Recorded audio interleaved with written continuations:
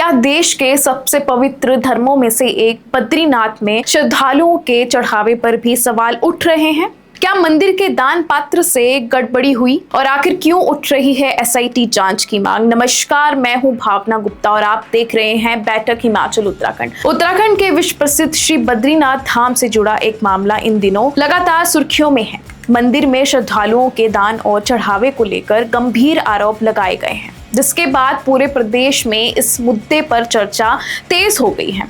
आखिर क्या है ये आरोप, किस पर उठे हैं सवाल और अब जांच कहां तक पहुंची है? आइए जानते हैं आखिर पूरा मामला क्या है और इन आरोपों में कितनी सच्चाई है। उत्तराखंड के विश्व प्रसिद्ध श्री बद्रीनाथ धाम को लेकर इन दिनों एक बड़ा विवाद सामने आया है। आरोप है कि मंदिर में श्रद्धालुओं द्वारा चढ़ाई गई दान और चढ़ावे के प्रबंधन में गंभीर अनियमितताएं हुई हैं। इस मामले में धार्मिक और राजनीतिक दोनों स्तरों पर चर्चा तेज कर दी है।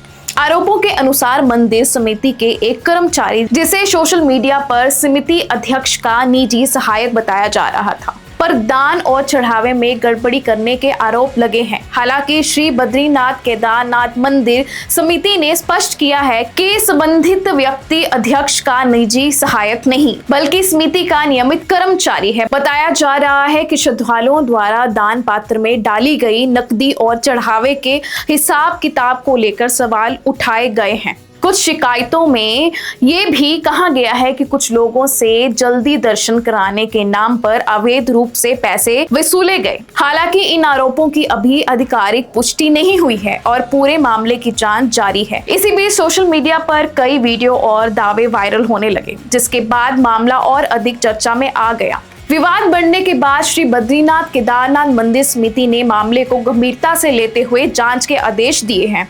समिति के अध्यक्ष हेमंत द्विवेदी ने कहा कि आरोपों की निष्पक्ष और तथ्य आधारित जांच कराई जाएगी। यदि जांच में कोई भी कर्मचारी दोषी पाया जाता है तो उसके खिलाफ विभागीय कार्रवाई के साथ साथ कानूनी कार्रवाई भी की जाएगी। समिति का कहना है कि करोड़ों श्रद्धालुओं की आस्था से जुड़े इस मामले में किसी भी तरह की लापरवाही या भ्रष्टाचार को बर्दाश्त नहीं किया जाएगा।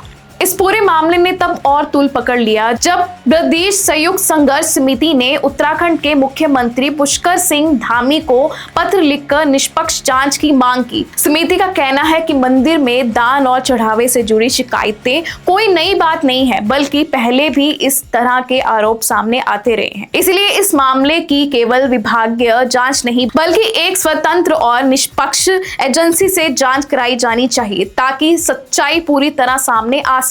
समिति ने यह भी मांग की है कि मामले की जांच के लिए विशेष जांच दल यानी एसआईटी का गठन किया जाए। उनका कहना है कि यदि जांच किसी स्वतंत्र एजेंसी द्वारा होगी तो लोगों का भरोसा भी बना रहेगा और किसी भी तरह के संदेह की गुंजाइश नहीं रहेगी। दूसरी ओर मंदिर समिति का कहना है कि उसने पहले ही 4 सदस्य जांच समिति बना दी है, जो सीसीटीवी फुटेज, कर्मचारियों के बयान और उपलब्ध सभी सबूतों की जांच कर रही है। जांच समिति को निर्धारित समय के भीतर अपने रिपोर्ट देने के निर्देश दिए गए हैं।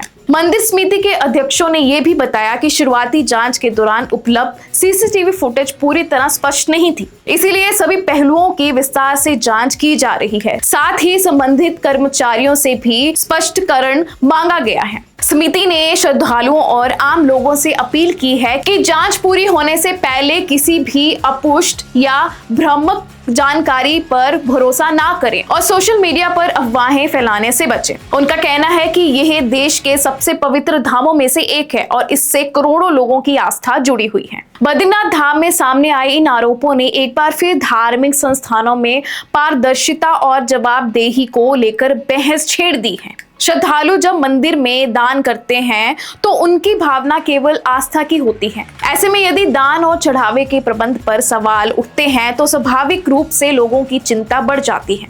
यही वजह है कि अब कई सामाजिक संगठनों और राजनीतिक दलों की ओर से भी निष्पक्ष जांच की मांग की जा रही है। पूरे मामले में यह ध्यान रखना भी जरूरी है कि अभी तक किसी व्यक्ति को दोषी घोषित नहीं किया गया है। जांच प्रक्रिया जारी है और अंतिम निष्कर्ष जांच रिपोर्ट आने के बाद ही सामने आएगी। मंदिर समिति ने भरोसा दिलाया है कि यदि कोई भी कर्मचारी दोषी पाया गया तो उसके खिलाफ सख्त विभागीय और कानूनी कार्रवाई की जाएगी। वहीं यदि आरोप बेबुनियादी साबित होते हैं तो वह बात भी सार्वजनिक की जाएगी ताकि किसी निर्दोष व्यक्ति की छवि खराब ना हो। अब सबसे बड़ी नजर जांच रिपोर्ट पर टिकी हुई है। यदि जांच में आरोप सही पाए जाते हैं तो यह मामला केवल एक कर्मचारी तक सीमित नहीं रहेगा, बल्कि पूरे दान प्रबंधन तंत्र की समीक्षा की मांग भी उठ सकती है। वहीं यदि आरोप गलत साबित होते हैं तो इससे फैली अफवाहों पर भी विराम लगेगा। फिलहाल उत्तराखंड सरकार, मंदिर समिति और जांच एजेंसियां पूरे मामले की जांच में जुटी हुई हैं।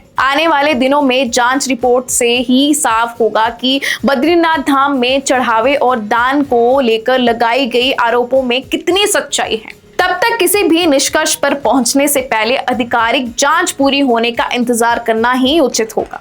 फिलहाल बद्रीनाथ धाम में दान और चढ़ावे को लेकर उठ रहे इन सवालों का जवाब अब जांच रिपोर्ट ही देगी। ये मामला केवल आर्थिक अनियमितताओं का नहीं बल्कि करोड़ों श्रद्धालुओं की आस्था और विश्वास से भी जुड़ा हुआ है। इसलिए देश भर की निगाहें अब इस बात पर टिकी हैं कि जांच में क्या तथ्य सामने आते हैं और क्या दोषियों के खिलाफ कानून के मुताबिक कार्रवाई होती है। यदि आरोप सही साबित होते हैं तो यही पूरे दान प्रबंधन तंत्र में सुधार और जवाबदेही सुनिश्चित करने की दिशा में एक बड़ा कदम हो सकता है। वहीं यदि आरोप बेबुनियादी साबित होते हैं तो सच का सामने आना भी उतना ही जरूरी होगा ताकि किसी निर्दोषी व्यक्ति की प्रतिष्ठा पर अनावश्यक आंच न आए। ऐसे मामलों में निष्पक्ष जांच, पारदर्शिता और तथ्यों के आधार पर कार्रवाई ही जनता के विश्वास को मजबूत कर सकती है। इसी पूरी घटनाक्रम पर हमारी नजर लगातार बनी रहेगी और जांच से जुड़ी हर आधिकारिक अपडेट्स हम सबसे पहले आप तक पहुंचाते रहेंगे।